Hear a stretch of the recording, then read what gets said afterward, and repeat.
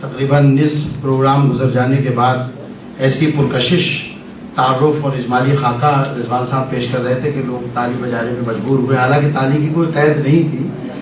تو حضرات گرامی کہ تالیاں بھی پروگرام کو زندہ رکھتی ہیں اور اس بات کا پیغام دیتی ہیں کہ لوگ اس سے محظوظ ہو رہے ہیں. تو ہمارے جناب رضوان فاروقی صاحب اس بات اور مدیر اس بات کی کہ جو ان کے کارنامے ہیں اور جو اس کی افادیت ہے اس کے حوالے سے گفتگو فرما رہے تھے. حضرات گرامی اب وہ وقت ہے کہ اس رسالے نیا ہندوستان اور پرانا مسلمان اور اس بات کے اس خصوصی شمارے کی داستاں انہی سے سنی جائے جو اس کے مورخ ہیں، جو اس کے موجد ہیں. حضرات گرامی آپ نے اندازہ لگایا ہوگا کہ جو اجمالی خاکہ پیش کیا جا رہا تھا اس سے ہمارے مدیر محترم کی شخصیت کا احاطہ کرنا کافی حد تک ہمارے لیے بڑا آسان ثابت ہوا کہ ہمیں یہ محسوس ہوا اور یہ تاثر ہمیں پیدا ہوا کہ وہ ایک تنظیم کی حیثیت رکھتے ہیں، ایک تحریک کی حیثیت رکھتے ہیں اور ایک انقلاب کی حیثیت رکھتے ہیں. اور عرفان صدیقی کے اس شعر کے مصداق ہیں کہ فیصلہ کر کم و بیش تہ دریا کی نہ سوچ، مسئلہ ڈوبنے کا ہے ابھرانے کا نہیں. میں اس عہد کے ایک عظیم افسانہ نگار اور شاعر اور صحافت کی دنیا کا ایک بہت ہی مضبوط، مستحکم اور مستند نام جناب اشر نجمی صاحب سے یہ کہتے ہوئے گزارش کر رہا ہوں کہ اے اہل قلم آؤ یہ جاگیر سنبھالو، میں مملکت لوح و قلم بانٹ رہا ہوں. جناب اشر نجمی صاحب.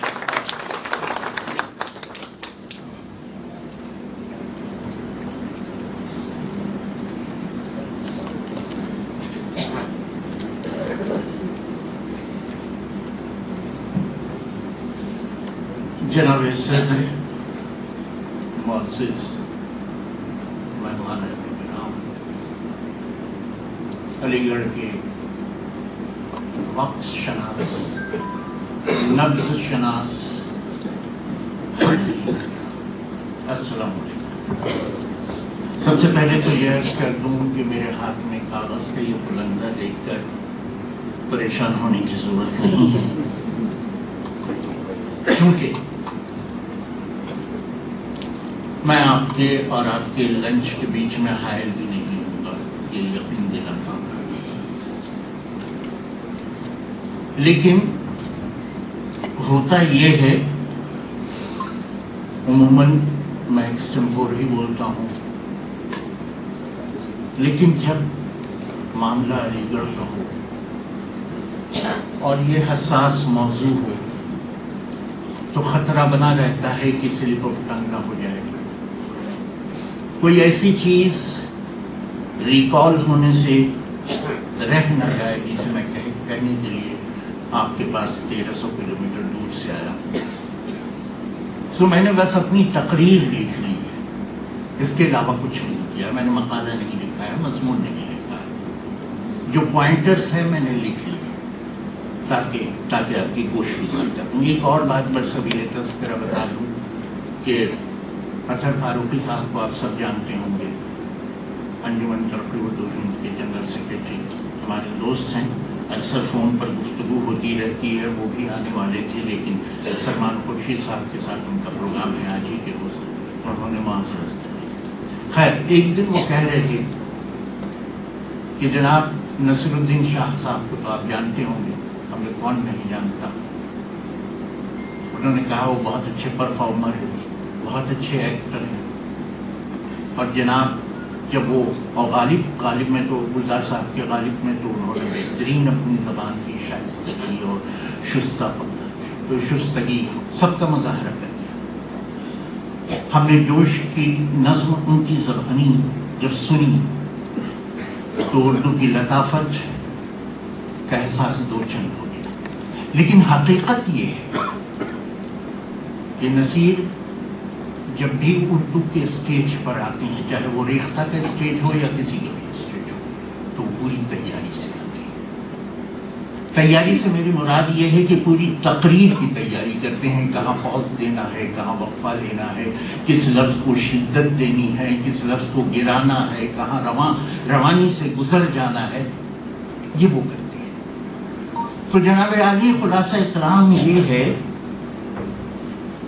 کہ دنیا کی کسی بھی زبان میں یا دنیا کے کسی بھی زبان کے اسٹیج پر آپ بغیر کسی تیاری کے ایکسٹمپور بول سکتے ہیں، لیکن یہ اردو کا اسٹیج ہے، یہاں تیاری اچھے اچھوں کو کرنی ہوتی ہے، ورنہ آپ کی گرفت ہوگی، آپ گرفتار کر لیے جائیں گے۔ لہذا میں نے اسی لیے یہ لکھ لیا ہے تاکہ آپ کو اپنا موقف بتا سکوں، اور زیادہ وقت نہیں لوں گا، لیکن بہرحال ایسے موقع کبھی کبھی آتے ہیں تو جہاں میں اپنی بات کہہ سکوں۔ یہ دلی نہیں ہے، دلی میں تو ہمیشہ آنا جانا لگا رہتا ہے، لیکن علی گڑھ آیا ہوں، ایک بار آیا تھا، حکیم صاحب ہیں یہاں، ذل الرحمان صاحب، ان کے نوادرات دیکھنے آیا تھا، کیا خوبصورت ہے، ابھی پھر دعوت دے ڈالی ہے، مغرب میں جانا ہے ان کے یہاں، جو اضافہ ہوا ہے وہ دیکھنا ہے۔ اور اشرف صاحب کی کیا بات ہے، اشرف صاحب میرے بڑے بھائی ہیں۔ اشرف صاحب نہ صرف میرے یوں سمجھیے کہ معنوی استاد میں مانتا ہوں ان کو، بلکہ میری زندگی کی رہنمائی بھی کرتے ہیں۔ سو زیادہ وقت ضائع نہ کرتے ہوئے میں حرف مقصد پر آتا ہوں۔ حضرت گرامی، جب میں نے اس کتاب کا عنوان نیا ہندوستان پرانا مسلمان یہیں سے شروع کرتا ہوں، جب سوشل میڈیا پر اس کا عنوان شیئر کیا تو کچھ لوگوں کی جبینوں پر بل پڑی۔ صاحب نیا ہندوستان تو ٹھیک تھا، پرانا مسلمان کیا ہوتا؟ انہوں نے یہ سمجھا یہ استہزائی ہے، یا میں منفی معنوں میں اس لفظ کا استعمال کر رہا ہوں، اس اصطلاح کا۔ حالانکہ لفظ پرانا کے معنی فرسودہ اور بوسیدہ بھی نہیں، جہانیدہ بھی ہوتا ہے، تجربہ کار بھی ہوتا ہے، آزمودہ کار بھی ہوتا ہے۔ اسی طرح نیا سے مراد، نیا ہندوستان، نیا سے مراد ہمیشہ گڈ یعنی اچھا نہیں ہوتا۔ نیا کے مطلب تازہ ہے، جدید ہے، اور نرالا، عجیب، اجنبی اور انجان بھی ہے۔ اب اس نئے تناظر میں آپ اس عنوان کو دیکھیے، نیا ہندوستان پرانا مسلمان، شاید اب اس کے مخفی یا پوشیدہ اسرار آپ پر کھلنے لگے۔ دیکھیں جناب، یہ آزادی سے پہلے والا ہندوستان نہیں ہے، اور نہ آزادی کے فوراً بعد والی دہائیوں والا ہندوستان ہے۔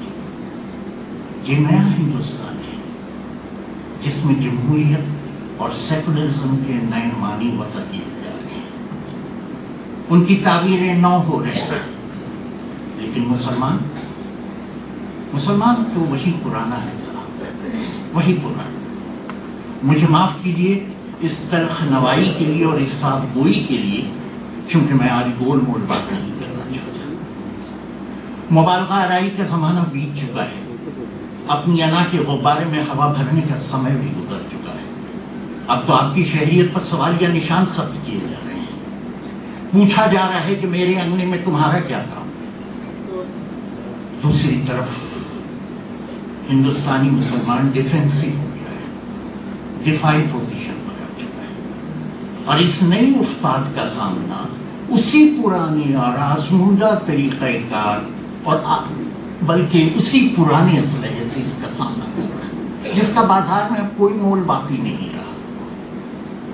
جنگ آزادی میں حصہ داری، ہم کہتے ہیں کہ صاحب ہم نے تو ہندوستان کی جنگ میں، جنگ آزادی میں حصہ لیا تھا، اور ہم گنوانا شروع کرتے ہیں، اور بے شک ہمارا وہ زرعی بات ہے، ہم آج بھی اسی بات کو دوہراتے ہیں، لیکن صاحب ان کا تو جواب تیار ہے۔ وہ کہتے ہیں تم نے جتنا کیا اس سے زیادہ لے لیا ہے۔ آپ دستور ہند کی بات کریں گے، اس دستور ہند کی جو ان کے لیے آؤٹ ڈیٹڈ کتاب ہو چکی ہے، اور اس پر اب تو وہ بار بار ترمیم کرنے کی اور بدلنے کی باتیں کرتے ہیں۔ اگر آپ اخبار پڑھتے ہیں، ٹی وی دیکھتے ہیں تو جانتے ہیں ایسا کیوں ہوا۔ اس کا جواب بہت آسان ہے، بہت آسان ہے، یقین مانیے۔ اس کے لیے لیکن بس آپ کو پوری دنیا کی سیاسی ماحول پر ایک نظر ڈالنے کی ضرورت ہے۔ آکسفورڈ ڈکشنری ظاہر ہے کہ ہم جب یہ انسٹیٹیوٹ ہے، ایجوکیشنل انسٹیٹیوٹ ہے، یہاں بچوں سے پوچھ لیجیے جب ہم چھوٹے تھے تو سب سے پہلا اگر کسی ڈکشنری سے ہمارا تعارف ہوا تو آکسفورڈ ڈکشنری، بعد میں ویبسٹر وغیرہ۔ آکسفورڈ ہمارا پہلا تعارف ہوتا ہے کسی لغت سے، انگریزی کی ڈکشنری۔ آکسفورڈ ڈکشنری نے 2016 میں انگریزی زبان میں ایک نئے لفظ کے جنم ہونے کی خوشخبری ہمیں سنائی، نئے لفظ کے جنم کی، اور وہ لفظ تھا ٹروتھ پوسٹ، پوسٹ ٹروتھ۔ یاد رکھیے کہ آکسفورڈ والے باہر سے آئے ہوئے لفظوں کو آسانی سے اپنے یہاں جگہ نہیں دیتے، اپنی ڈکشنری کی شہریت بھی نہیں دیتے۔ وہ پہلے اس لفظ کے حسب نسب کی پڑتال کرتی ہیں، دیکھتی ہیں، اس کا چال چلن دیکھتی ہیں، اور جب یہ یقین کر لینے کے بعد کہ اس مارکیٹ میں اس لفظ کا سکہ چلنے لگا ہے تب اسے رجسٹر کرتے ہیں۔ یہ آکسفورڈ کا پرانا ہی ہے۔ یہ سیدھا سادہ لفظ ہے انگریزی کا پوسٹ ٹروتھ، لیکن اردو میں متبادل ہے اس کے۔ آپ کہہ سکتے ہیں بعد از حقیقت، ماں بعد حقیقت، سچ وہ سچ کے بعد والا دور، لیکن ذرا اردو میں آ کر مجھے لگتا ہے کہ یہ تھوڑا مشکل ہو جاتا ہے۔ ہر چیز کو بدلنے کی ضرورت نہیں ہے، اچھا لگا پوسٹ ٹروتھ۔ بہرحال اسے بعد از حقیقت لکھا جائے یا سچ کے بعد کا زمانہ، کہنے کا مطلب یہ ہے کہ ہم لوگ سچ کے بعد کے دور میں آ گئے ہیں۔ سچ کے دور میں داخل ہونے اور پھر اس سے نکلنے میں ہم لوگوں نے کئی مراحل طے کیے۔ پہلے مرحلے پر ہم نے سچ کو سچ اور جھوٹ کو جھوٹ تسلیم کیا، یعنی اکثریت کا ایک سچ یا ایک جھوٹ ہوتا تھا۔ پھر ہم میں سے کچھ نے یہ کہنا شروع کیا، آپ نے سنا ہوگا کہ ہر آدمی کا اپنا سچ ہوتا ہے، ممکن ہے کہ میرا سچ اس کے لیے جھوٹ ہے، اس کا سچ میرے لیے جھوٹ ہو۔ یہ بھی دور ہم نے دیکھا، لیکن ابھی اس پر کنفیوژن ہی تھا ہمارے ماحول میں، ہمارے ذہن میں، کہ اب یہ آکسفورڈ والے پوسٹ ٹروتھ لے کر آ گئے۔ اب سچ وہی ہے، پوسٹ ٹروتھ وہی ہے، پوسٹ ٹروتھ کے زمانے میں اب سچ وہی ہے جو ہمیں دکھ رہا ہے، جو ہمیں دکھایا جا رہا ہے۔ یاد رکھیے کہ اس پوسٹ ٹروتھ دور کے دو متاثرین، دو بڑے متاثرین، ایک سیاست اور دوسرا میڈیا۔ سیاست کیا کرتی ہے؟ سیاست نئے دور کے ان سیاستدانوں سے متاثر ہوئی جنہوں نے ڈیجیٹل میڈیا کا استعمال کیا۔ سیاست میں اس کا پہلا مؤثر اظہار سابق امریکی صدر ڈونلڈ ٹرمپ ہے۔ میلبورن یونیورسٹی کے ایک senior research fellow Dennis Miller نے 2016 میں لکھا تھا کہ ٹرمپ نے خبروں پہ ایک طوفان پیدا کیا ہوا ہے جس میں پیشہ ور میڈیا اور سوشل میڈیا دونوں پھنس کر رہ گیا ہے۔ وہ ٹرمپ پہلے خوفناک جھوٹ کے ذریعہ سوشل میڈیا میں ہیجان پیدا کرتا ہے، پھر بیٹھ کر دیکھتا ہے۔ پیشہ ور میڈیا بھی کسی قسم کی تصدیق کی زحمت اٹھائے بغیر اس دریا میں کود جاتا ہے۔ لوگوں نے کہا کہ یہ میڈیا کے لیے اخلاقی بحران ہے، بقول غالب ہوا ہے شہر کا مصاحب پھرے ہے اتراتا۔ لیکن میں کہتا ہوں کہ یہ صرف میڈیا کا اخلاقی بحران نہیں ہے، بلکہ یہ جمہوریت کا بحران ہے۔ سن 2016 میں دی گارڈین اخبار، اس کے آسٹریلیا کے سیاسی ایڈیٹر نے لکھا کہ ہمیں سمجھ لینا چاہیے کہ اب ہم پوسٹ ٹروتھ ماحول میں کام کر رہے ہیں، جہاں ہمارے سامعین غور کیجیے گا، ہم ایک ایسے پوسٹ ٹروتھ دور میں کام کر رہے ہیں جہاں ہمارے سامعین، حاضرین، ناظرین اپنی پسند کے بلبلے میں رہنے کا انتخاب کر سکتے ہیں۔ اپنی پسند کے بلبلے ہیں، بلبلے کے تعلق دینے کی ضرورت نہیں. وہ ایسے تبصروں اور معلومات کا انتخاب کر سکتے ہیں جو ان کے نظریات کے عین مطابق ہو. یعنی میں متفق ہوں اس نظریے سے بھی، تو میں اسی میں رہوں گا، اسی بلبلے میں. تو یہ ان کی پسند پر چھوڑ دیا گیا ہے. یہ پوسٹ ٹروتھ دور کی سب کرشمہ سازیاں ہیں. سوال یہ ہے کہ ہم اس حالت تک کیسے پہنچے. تھوڑا سا پیچھے جائیں پھر مقصد پہ آتا ہوں. یہ اتنی ساری باتیں پھیلائی ہیں، بہت جلدی ختم کر دوں گا، میں بہت لمبی تقریر کرنے کا عادی نہیں ہوں.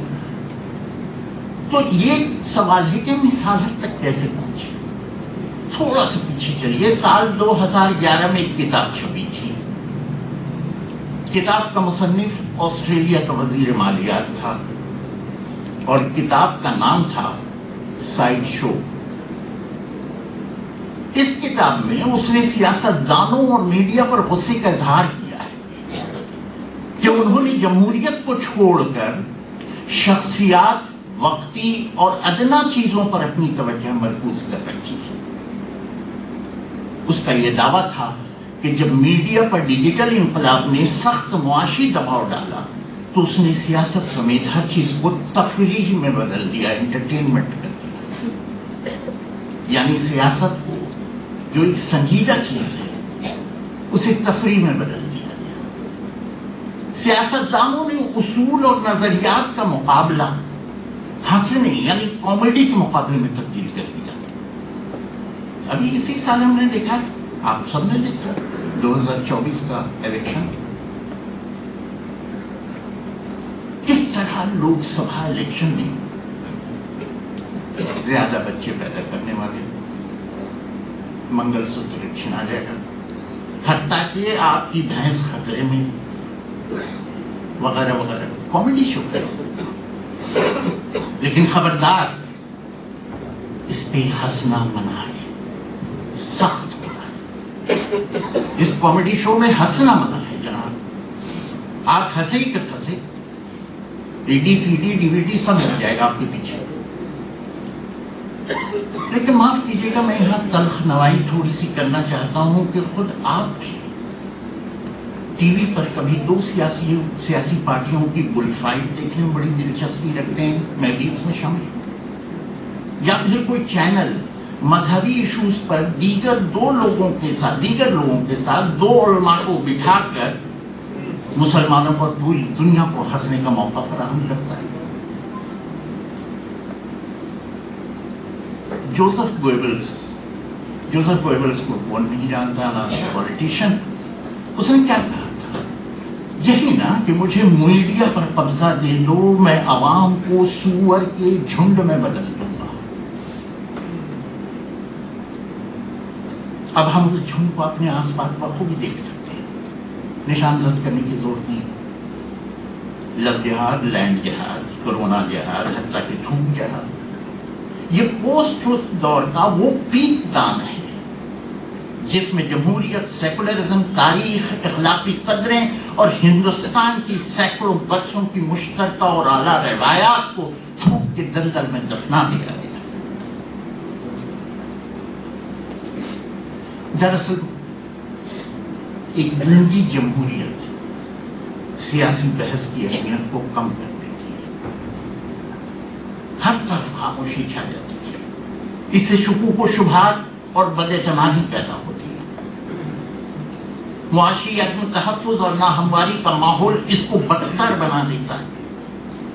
جب عوام اس پیراگراف کو غور سے سنیے گا، جب عوام اپنے آپ کو خطرے سے دوچار محسوس کریں یا وہ ایسا محسوس کریں کہ ان کو ایک طرف دھکیل دیا گیا ہے، کنارے کر دیا گیا یا پیچھے وہ چھوڑ دیے گئے، تو ان کو ایک قربانی کا بکرا چاہیے ہوتا ہے.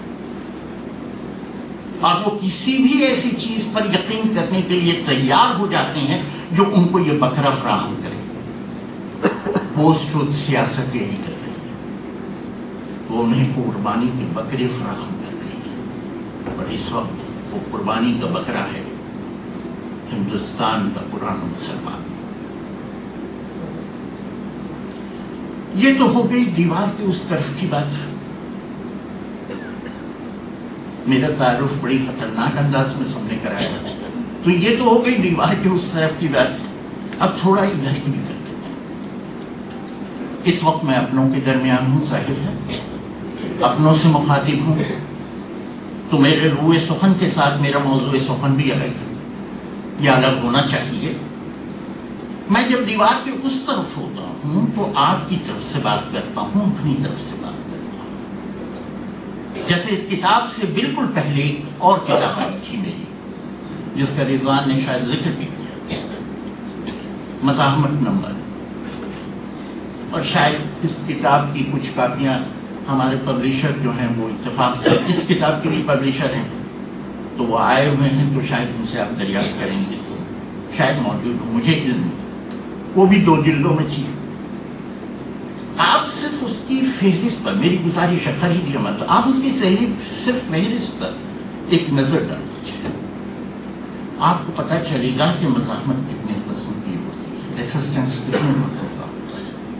اور ان میں سب سے بڑی مزاحمت حکمران وقت کے خلاف ہوتی ہے، مقتدر اعلیٰ کے خلاف ہوتی ہے، اقتدار اعلیٰ کے خلاف ہوتی ہے. ہم نے اس مزاحمت نمبر میں حکمران وقت جو ابھی بھی حکمران وقت کی ریشہ دوانیوں کے خلاف اپنی کی آواز، آپ کو احساس ہو جائے گا کہ کس بے خوفی سے بلند ہوئی. لیکن اس وقت میں دیوار کی اس طرف ہوں، تو میں اپنے کارناموں کے بجائے جو کافی گنوائے جا چکے ہیں، اپنی کمیوں، کمزوریوں اور کوتاہیوں پر گفتگو کروں گا، اور بہت مختصر میں کروں گا، اور اسی بے خوفی سے کروں گا جیسے میں نے مزاحمت نمبر میں دیوار کے اس طرف کے لوگوں کی بات کی تھی. اس کتاب کو ترتیب دیتے ہوئے میرے ذہن میں جو بے چین کرنے والا سوال، ایک سوال اٹھا، وہ یہ تھا کہ اس پوسٹ دور میں ہندوستانی مسلمان کہاں کھڑا ہے؟ کیا اس کا سامنا کرنے کے لیے اس کے پاس کوئی نئی اسٹریٹجی ہے؟ کیا اس نے اپنے تجربے سے، اپنی تاریخ کی روشنی میں اپنا احتساب کیا یا ضروری سمجھا؟ اپنے سابقہ فیصلوں اور اس کے نتائج پر نظر ثانی کر کے اپنی صفوں کو اثر نو ترتیب دیا؟ اپنی ترجیحات پر نظر ثانی کی اور اسے بدلا؟ فقط میں جاننا چاہتا تھا کہ ہم سے آخر کہاں چوک ہو گئی. میرا مشاہدہ اور تجربہ تو اس سلسلے میں کوئی خاص کام نہیں آیا، چونکہ میں جو دیکھ رہا تھا وہ ایک طرفہ تھا، کیونکہ میں بھی ہندوستانی مسلمان ہوں، آپ ہی کا حصہ ہوں، اس ملک کا حصہ ہوں، تو وہ ایک طرفہ ہو. تو میں نے کہا کہ یہاں پہ تھوڑا سا ٹاپ اینگل، ایریل ویو لینا چاہیے. میں نے گزشتہ 10 سالوں میں لکھی کتابیں جو ہندی، اردو اور انگریزی تھیں، میں یہ تو نہیں کہہ سکتا کہ سب پڑھ ڈالیں، لیکن جو بھی مجھ تک پہنچی یا جہاں تک میں پہنچ پایا، میں نے سب کو الٹنا پڑا. مجھے معاف کیجیے گا، یہ دیکھ کر بہت افسوس ہوا کہ ہندوستانی مسلمانوں پر اردو میں لکھی گئی اکثر کتابیں بیجا فخر و مباحات سے دور ہیں، جو شافعی نے بھی یہ بھی کہا، جس کی ایک شکل ہمیں ہندو انتہا پسندوں کے اس نعرے میں بھی سنائی دیتی ہے کہ گرو سے کہو ہم ہندو. اسی طرح اس کتاب میں بھی دکھ رہا ہے، مجھے نظر صاف آ رہا ہے، گرو سے کہو مسلمان، بولا نہیں جا رہا ہے الفاظ کی شکل میں، لیکن تاثر یہی دیا جا رہا ہے. تو جناب عالی اس کے برخلاف انگریزی میں کچھ اچھی کتابیں لکھی گئی ہیں، بہت اچھی کتابیں لکھی گئی ہیں. سید نقوی کی کتاب آئی، ظفر الاسلام کی آئی، اور ہلال احمد کی کئی کتابیں آ چکی ہیں. اور بھی لوگ ہیں، غزال وہاب کی ایک کتاب میں نے دیکھی، آپ ہی کے شہر کی ہیں غالباً وہ ہے نا. تو میں نے معاف کیجیے، لیکن میں وہاں کی انگریزی میں بھی میں نے یہ دیکھا کہ اکثر جواز جوئی کی گئی، مسلمانوں کے وہ ان کمزوریوں اور کوتاہیوں کا ذکر تو موجود ہے، لیکن اس کا دفاع کیا گیا، اس کی جواز جوئی کی گئی.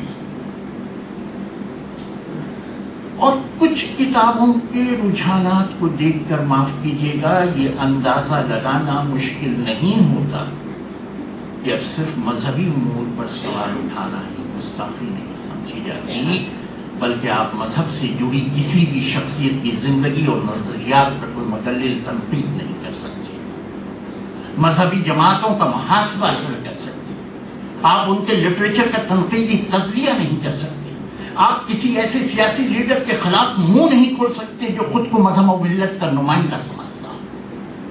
آپ مسلمانوں کی تاریخ مغلوں اور سلاطین کے ظلم و جبر کو نمایاں نہیں کر سکتے، آپ حجاب کے سوال پر غیر مقبول رائے نہیں دے سکتے، آپ طلاق ثلاثہ پر کھلی فضا میں گفتگو نہیں کر سکتے، مسلم پرسن اللہ پر سوال نہیں اٹھا سکتے، ان کی اصلاحات پر بات نہیں کر سکتے جو 21ویں صدی میں کسی بھی طرح سے مطابقت نہیں رکھتے، حتیٰ کہ آپ آل انڈیا وقف بورڈ اور آل انڈیا حج کمیٹی کی بدعنوانیوں کی گرفت تک نہیں کر سکتے۔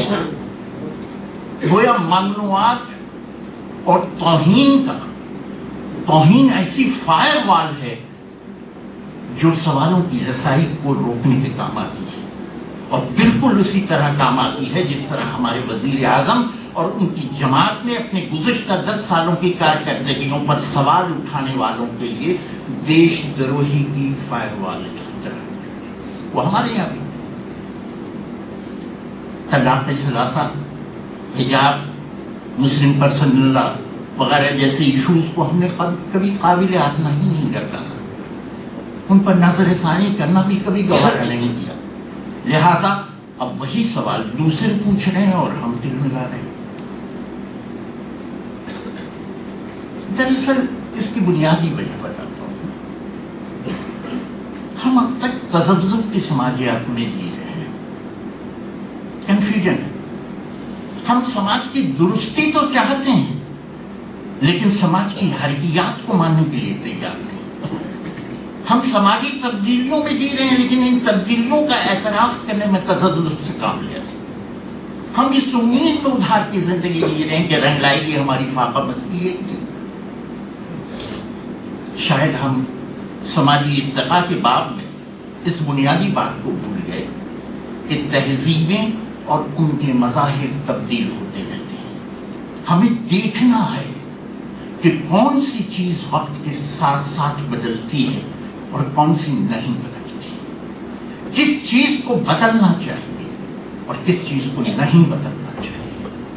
اسلام ایران پہنچا تو یہاں ایرانی قوم پرستی نے اس کی حیت کو بدلا، ایران نے مذہب اسلام کو قبول کرنے کے باوجود اپنی مقامی ثقافت اور شناخت کو برقرار رکھا، عربی زبان کے بجائے فارسی زبان کو اپنایا اور اسی کو اظہار خیال کا ذریعہ بھی بنایا۔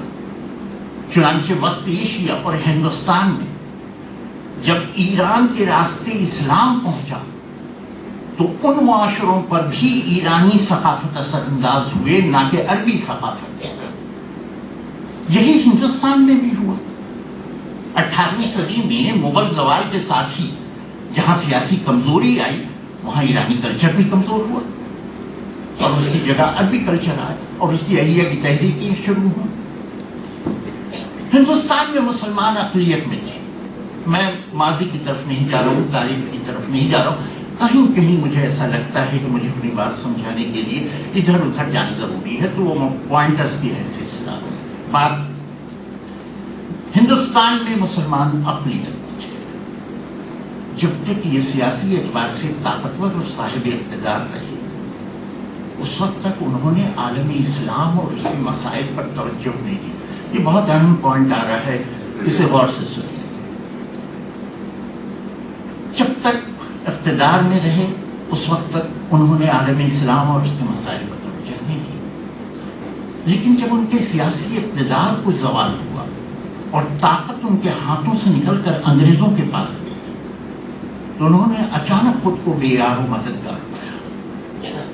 اس موقع پر ان سے دو قسم کے رد عمل کی توقع کی جا سکتی تھی، غور سے سوچیے گا، دو قسم کے رد عمل۔ اول، ہندوستان کی دوسری اقوام سے تعاون کر کے اس سرزمین سے رشتہ جوڑا جاتا، اسی سرزمین سے رشتہ جوڑا جاتا۔ دوم، عالم اسلام سے تعلقات استوار کیے جاتے ہیں. مسلمانوں نے دوسری صورت کو ترجیح دی اور ہندوستان سے باہر مسائل کا حل تلاش کرنا شروع کیا. اقبال نے بھی جب اس نظریے کو اختیار کیا اور ہندوستان کے مسلمانوں کو یہی مشورہ دیا کہ ان کے مسائل کا حل عالم اسلام سے اتحاد میں. اقبال نے جو مسلم امہ کا تصور کیا اس کے اثرات عصر حاضر کے مسلمانوں پر آج بھی بخوبی دیکھے جا سکتے ہیں.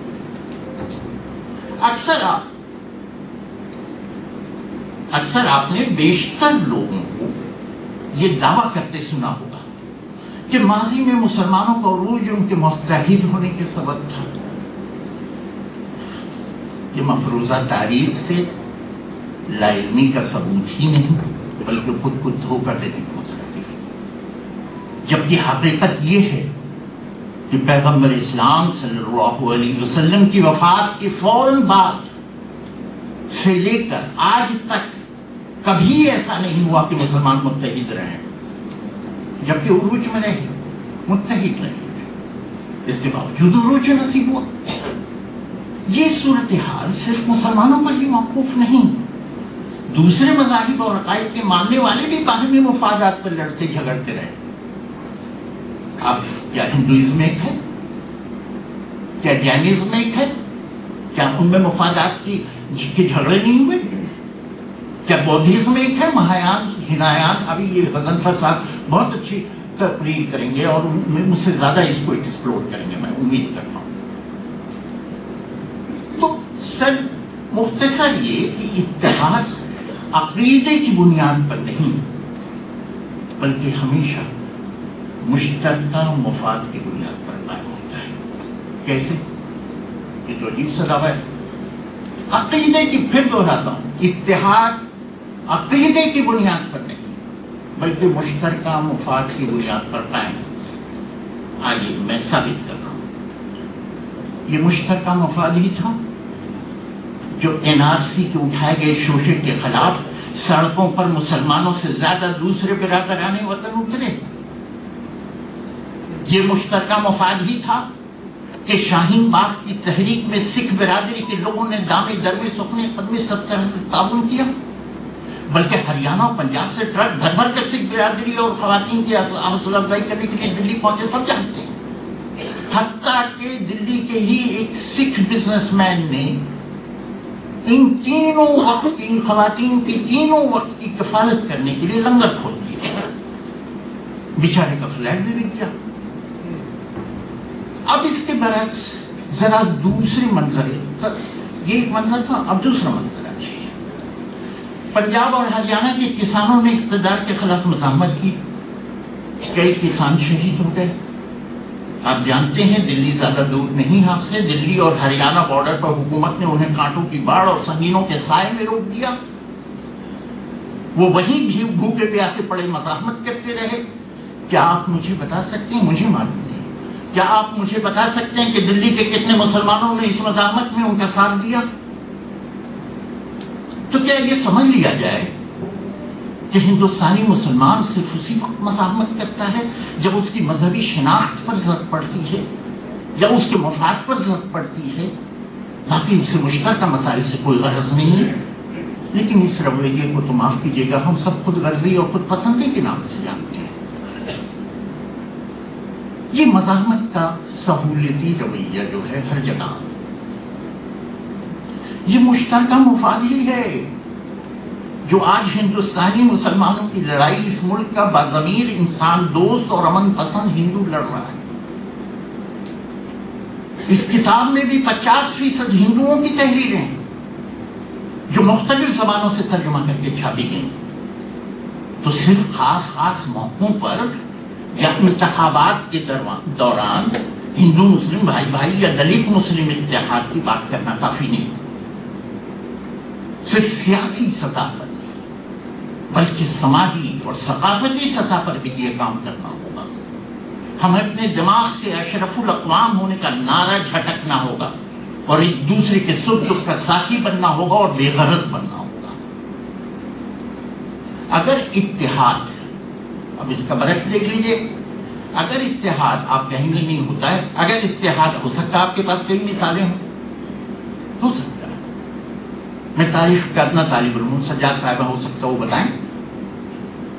اگر اتحاد عقائد کی بنیاد پر قائم ہو سکتا تو پھر پوری دنیا میں جہاں جہاں اس وقت شریعت لا نافذ ہے وہ ایک ہوتے.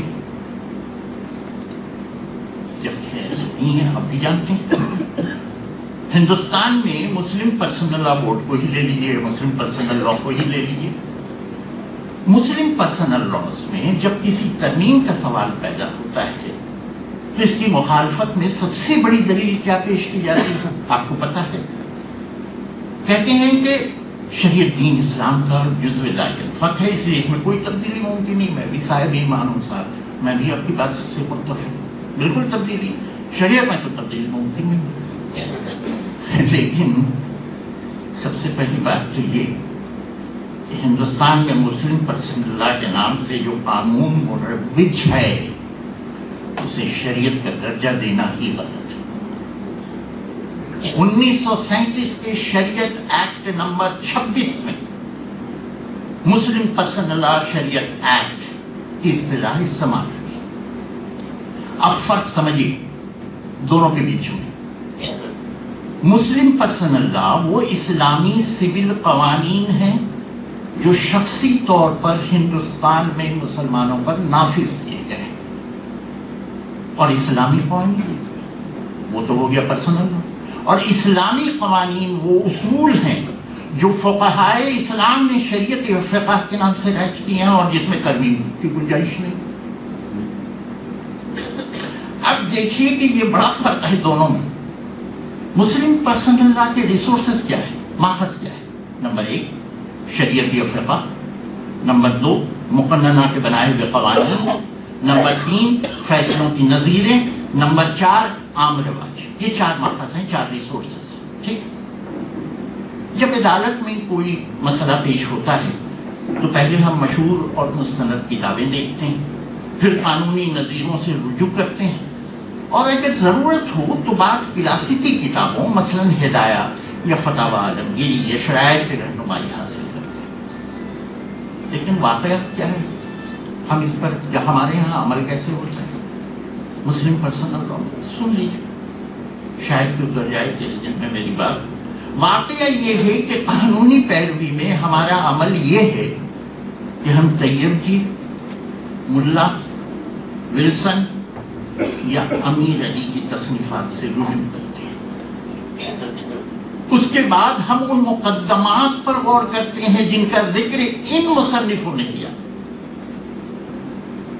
یا جو ہم نے خود نوٹ کی یا خط کی. ہم یہ بھی جاننے کی کوشش کرتے ہیں کہ مقدمے کا تعلق وقف ایکٹ بابت 1913 یا شریعت ایکٹ بابت 1937 یا مسلم فسخ نکاح ایکٹ بابت 1939 یا اسپیشل میرج ایکٹ بابت 1954 سے ہے یا نہیں، اس میں تعلق ہے یا نہیں. پہلے یہ بھی چیک کرتے ہیں. بعض مقدموں میں تو قانون وراثت، قانون رجسٹری، قانون معیار یا قانون رسوم عدالت، رسوم عدالت سے مراد اسٹیمپ سے بھی تعلق ہوتا ہے.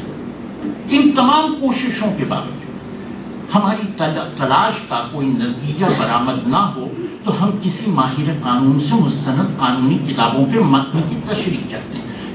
مستند کتابوں سے مراد یہاں ہے کہ ہدایہ یا شرائع الاسلام، شرائع الاسلام آپ جانتے ہیں نجم الدین حلیف، فتاوی عالمگیری، دائم الاسلام یہ فاطمی فقیہ ہیں، ہے نا، قاضی نعمان کی سے رجوع کرتے ہیں. شاذ و نادری ایسا موقع آتا ہے کہ کسی وکیل کو کوئی اصول، دلیل یا مثال معلوم کرنے کے لیے کسی عالم دین سے مشورہ کرنا پڑتا. قرآن مجید، غور سے سنیے گا، قرآن مجید اور احادیث سے رجوع کرنے کی ضرورت سب سے آخر میں پیش آتی ہے. یہ ہے آپ کا مسلم پرسنل. تو کہنے کا مطلب یہ ہے جناب کہ جس انڈین مسلم پرسنل لا کے لیے کٹ مرنے کو ہم ہمیشہ تیار رہتے ہیں، لیکن اس کی جڑوں تک پہنچنے کے لیے ہم کبھی آمادہ نہیں ہوئے، کبھی اس کا معروضی غیر معروضی تجزیہ نہیں کیا۔ اس کتاب میں اس پر تفصیلی بحث موجود ہے، یونیفارم سول کوڈ کا بھی تجزیہ موجود ہے، کئی ایسے آرٹیکلس ہیں جو یونیفارم سول کوڈ کے ماخذ کی بات بتاتے ہیں، اگرچہ یونیفارم سول کوڈ کا کوئی ابھی تک نمونہ نہیں آیا ہے، لیکن ہم جاننا چاہتے ہیں، ہم یہ بھی جاننا چاہتے ہیں کہ کیا مسلمان صرف متاثر ہو رہا ہے یونیفارم سول کوڈ سے، تو پتہ یہ چلتا ہے کہ نہیں صاحب، یہ تو پورے ملک کے اتنا متنوع ہے ہمارا ملک، اتنا تنوع ہے ہمارا ملک، وہاں تو سب افیکٹڈ ہوں۔ تو آپ کو اس کتاب کو پڑھ کر حیرانی ہوگی کہ ماضی میں شاہ بانو مقدمہ اور بابری مسجد کا تالا کھلوانے میں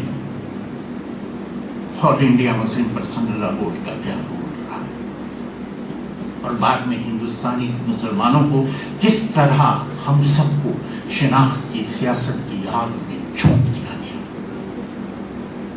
بس ایک دوسری مثال پیش کرتا ہوں، اس کے بعد اپنی جگہ لیتا ہوں۔ ڈاکٹر صاحب پانی کا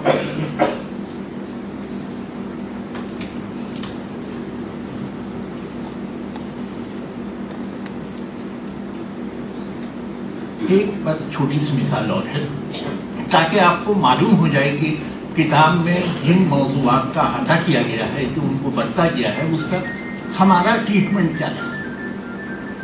دوسری مثال، ابھی کچھ دنوں پہلے وقف بورڈ کا مسئلہ اٹھ کھڑا ہوا، بڑا حساس مسئلہ۔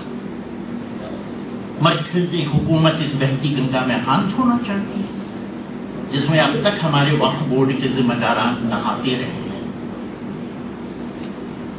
ایک بار پھر ملی شناخت کے غبارے میں ہوا بھر کر اسے ہوا میں چھوڑ دیا، دستخطی مہم چلائی گئی۔ جو لوگ کل تک وقف بورڈ کے نام تک سے واقف تھے، اسے جینے مرنے کا ایشو بنا لیا۔ ٹھیک ہے صاحب، اچھی بات ہے، بلا شبہ اس سے کوئی انکار نہیں کر رہا، میں بھی انکار نہیں کر رہا کہ مرکزی حکومت کی نیت میں فتور ہے اور وقف بورڈ کی بے لگام انتظامیہ پر وہ لگام لگائی جاتی ہے، اس میں کوئی شک نہیں۔ لیکن اصل سوال یہ ہے کہ یہ موقع اسے کس نے دیا؟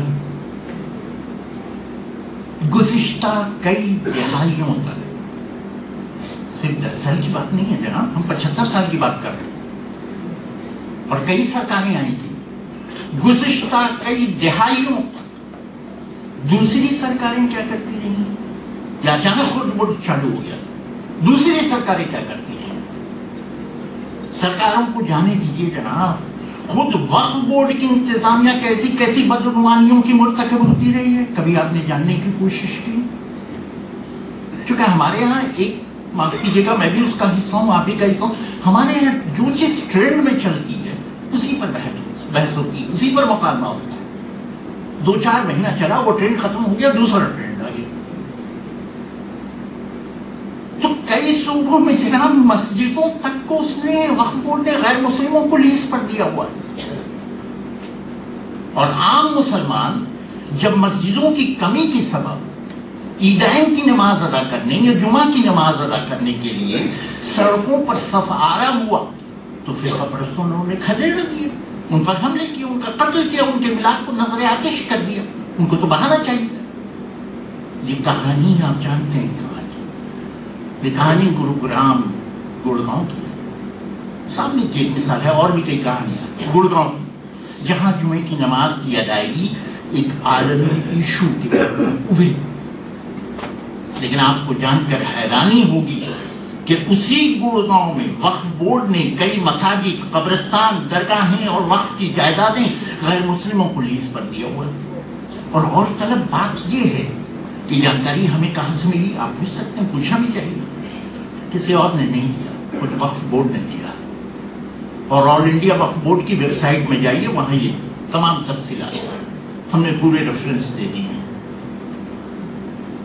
بلکہ ویب سائٹ کا نام بھی دیا ہوا ہے۔ اسی گڑگاؤں میں قریب 4 ایکڑ زمین میں موجود ایک مسجد کو، عبرتناک جملہ آ رہا ہے، سنیے گا، اسی گڑگاؤں میں قریب 4 ایکڑ زمین میں موجود ایک مسجد کو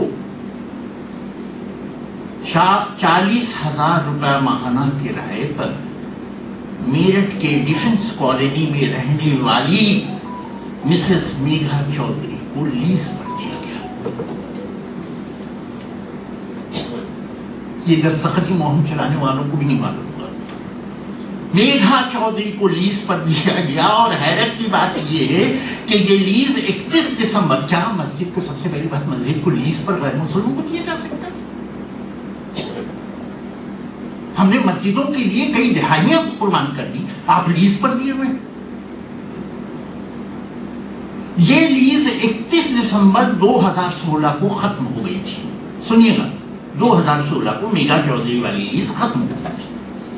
اور اب یہ مسجد کیسر سنگھ نامی ایک شخص کے ناجائز قبضے میں ہے. گڑگاؤں کو چھوڑ دیجیے، تلنگانہ چلیے.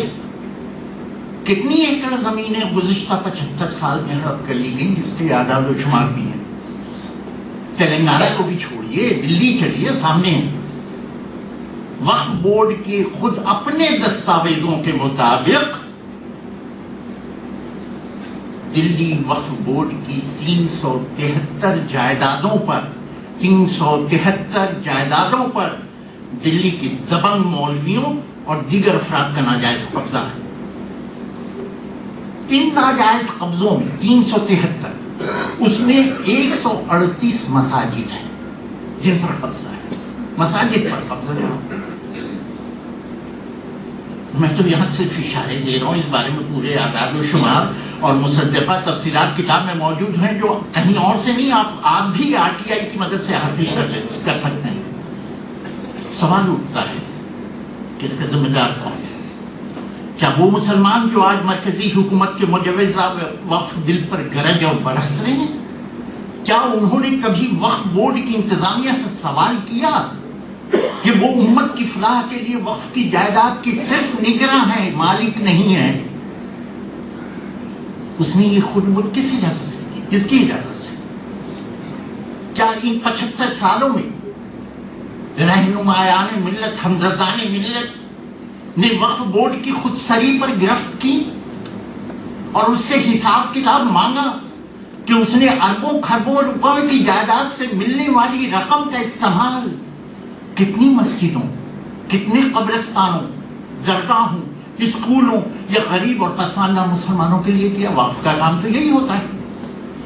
کتنوں کا کیا؟ اس کا حساب کتاب مانگے. ہر صوبے کے مسلمان کو مانگنا چاہیے اپنی. یہ ٹالیں گے؟ ارے صاحب، وہ ایک چیز ہے، کرناٹک میں ان کو ہائی کورٹ سے تھپڑ پڑ چکا ہے، یعنی کہ جھاڑ پڑ چکی.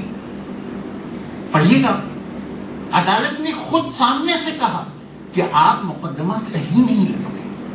حد ہو گئی. جناب عالی، حقیقت یہ ہے کہ پوری کتاب کو ایک کلیدی خطبے میں سمیٹا نہیں جا سکتا، لیکن میرا یقین کیجیے کہ اس کتاب کو پورے خلوص نیتی سے ترتیب دیا گیا ہے. وقف بورڈ ہو یا آل انڈیا حج کمیٹی یا مسلم پرسنل لا بورڈ، مسلمانوں کے تعلیمی ادارے ہوں یا ان کے روزگار کے مسائل، سیاسی مسائل ہوں یا ثقافتی مسائل، علی گڑھ تحریک ہو یا تحریک کے خلافت، تقسیم ہند ہو یا میناکشی پورم کا قضیہ، نرم ہندوتو ہو یا گرم ہندوتو، سیکولرزم کی پس قدمی ہو یا کانگریس اور سوشلسٹوں کی سیاسی خود غرضیاں، مسلمانوں کی بڑھتی آبادی کا چھوڑا گیا شوشہ ہو یا ہندوستانی مسلمانوں کو صرف داڑھی، ٹوپی اور حجاب میں سمیٹنے کی کوشش ہو یا سازش ہو، سب کچھ اپنی بساط بھر ان 2 جلدوں میں ہم نے سمیٹنے کی کوشش کی، مقدور بھر کوشش کی ہے. لیکن ان میں سے، میرا یقین کیجیے، لیکن ان میں سے ایک بھی غیر تصدیق شدہ، غیر مدلل، غیر تاریخی اور غیر معروضی نہیں. حوالوں سے مزین یہ تحریریں جذبات سے مغلوب ہو کر نہیں لکھی گئی ہیں، بلکہ پوری نیک نیت سے شامل اشارہ کی گئی. اور ہاں، ایک بات اور جو اس کی طرف شافع نے اشارہ کیا، اس کتاب میں شامل تحریریں مختلف زاویہ نظر سے اکٹھا کی گئی. کوئی ایک نظریہ پر تھوپا نہیں گیا اپنے پاس. ہم نے متبادل اور مختلف سوچ کے لیے بھی اس میں گنجائشیں پیدا کی. بلکہ ہم نے کوشش کی ہے کہ ایک ہی موضوع پر دو مختلف زاویہ نظر آمنے سامنے ہو جائیں اور قاری پر کوئی نظریاتی بوجھ ہم نہ تھوپیں، بلکہ وہ خود فیصلہ کرے کہ غلط کیا ہے اور صحیح کیا ہے۔ بے شک اختلاف رائے کی ہمیشہ گنجائش باقی رہتی ہے، اس میں بھی ہے۔ آپ اس کتاب سے بعض مشمولات بلکہ پوری کتاب کو رد کر دیں، مجھے افسوس نہیں ہوگا، میں اس پر کلام نہیں کروں گا، لیکن بس اس کا آپ کو حق حاصل ہے۔ لیکن بس ایک گزارش ہے کہ اختلاف برائے اختلاف مت کیجیے، مدلل منطقی اور مصدقہ حقائق کی روشنی میں اپنی سوسائٹی میں مکالمے کو فروغ دیجیے۔ دل کے ساتھ عقل کی پاسبانی بھی ضروری ہو جاتی ہے۔